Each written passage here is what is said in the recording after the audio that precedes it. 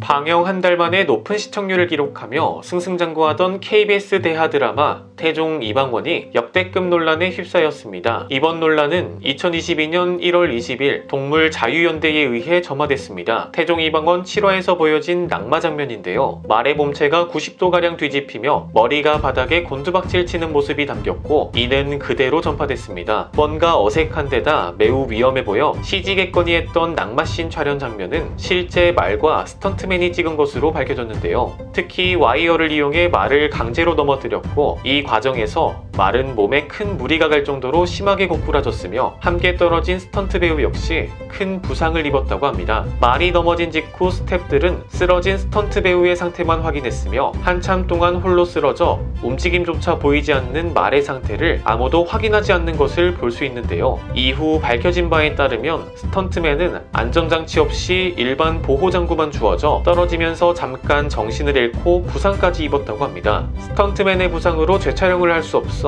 촬영이 잠시 멈추는 등 심각한 상황이 벌어졌음에도 해당 장면을 그대로 노출시킨 겁니다. 가장 충격적인 사실은 넘어진 말이 일주일 후 죽었다고 합니다. KBS 측에 따르면 당시 말이 스스로 일어났고 외관상 부상이 없는 것을 확인한 뒤 돌려보냈으나 결국 촬영 후 일주일쯤 지나 죽었다고 밝혔습니다. 여파는 태종 이방원에 출연하는 배우들에게까지 돌아가고 있는데요. 주연 배우 주상욱의 인스타그램과 박진희의 인스타그램에 돈 없는 악플이 달리고 있는데 배우는 그저 제작진이 준비한 환경에서 그들이 원하는 바에 따랐을 뿐 말에 대한 책임은 없죠. 특히 주상욱과 박진희가 각각 연기하는 이방원과 민씨는 문제의 장면에 아예 등장조차 하지 않았습니다. 따라서 문제는 전적으로 제작진의 책임인데요. 말을 혹사시키는 촬영 방식은 그간 사극 제작진 사이에서의 관행이었다는 사실 또한 밝혀졌습니다. 한 드라마 관계자에 따르면 스턴트 촬영에 동원되는 말이 죽는 경우가 비일비재했었다며 제작 방송사는 그간 촬영을 진행하다 말이 죽거나 부상당할 경우 비용을 청구하지 않는다는 조항을 걸어 말 임대업체와 계약해왔다고 하는데요. 방송 제작사가 말의 생명을 소중히 하지 않은 관행을 이어왔기 때문에 이번 사태와 같은 끔찍한 일이 발생했다는 말이죠. 참고로 미국에서는 와이어를 통해 말을 고꾸라뜨리는 촬영 방식은 1939년도부터 금기시해왔다고 합니다. 이런 기법이 2022년에 우리나라에 그것도 공영방송의 드라마에서 사용되고 있다는 게